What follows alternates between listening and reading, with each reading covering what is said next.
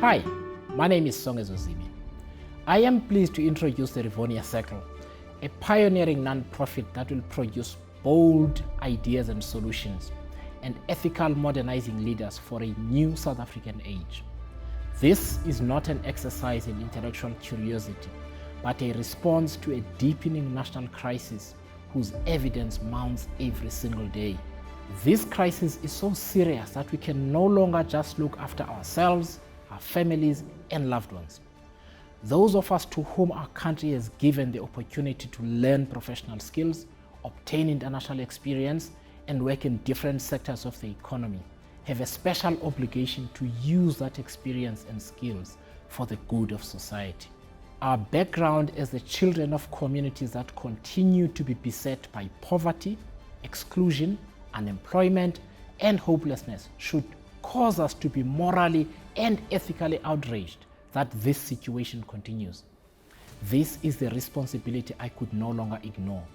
And in the middle of a successful corporate career that still had many years to run, I knew that to look to unnamed others to do it while I feather my own nest would be a cop-out. I must be prepared to commit my energies, my experience, and time to building a different future. As a private citizen, columnist, newspaper editor, and author, I have been writing about and reflecting on the South African condition for almost 2 decades. In that time, 3 things have become very clear to me. 1, we have a national habit of endless analysis while every one of the problems we analyze worsens. These include unemployment, poverty, corruption, sectarian and racial divisions, problems we lament every single day. We are now at a point beyond which we may never recover if we continue to do nothing. 2, collectively, we live in denial and in false hope. My sense is that we refuse to acknowledge that given our degenerate political culture, weak and corrupted institutions, and weak leadership, where it really matters, we will not get a better tomorrow, however much we hope for it. The outcome of this chaos is a breakdown in social order, where an increasing number of people have no qualms about breaking the rules and doing whatever they like because there is no accountability. If this continues, we will become a failed state whose children wipe floors and serve food in other countries because their parents refuse to grow up and fight for a better future for them. 3, the most capable South Africans are not actively involved in the production of alternative political and public policy ideas and actions that will get South Africa out of this crisis. They are either waiting for a messianic leader or for the same people who have delivered this crisis to miraculously behave differently and get us out of it. This is not going to happen. South Africa can only be turned around when ordinary people are willing to do extraordinary things in service of the republic we call home.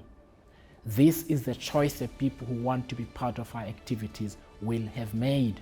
The Rivonia Circle's purpose is to craft South Africa version 2.0. This extended moment of crisis provides us with an unprecedented opportunity to reimagine the kind of country and society in which we want to live, and to develop concrete ideas and a roadmap for getting there. So our work will have 4 pillars. The first will be to reimagine our political and state institutions so that we can expand democratic participation, deepen accountability, and have a modern state as a backbone of our efforts to create a more just society. Creating a new political culture is not just a matter of electing different politicians. Our political and government institutions need to be reformed in such a way that they facilitate and ensure that this new culture sets in.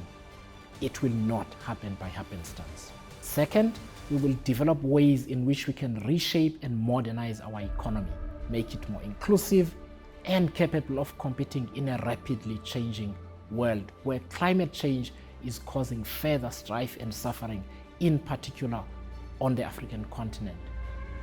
Third, unlike traditional think tanks, we will make these ideas accessible to South Africans from all walks of life, engaging in structured public dialogues to help us to gain useful insights into the lived daily experiences of ordinary South Africans.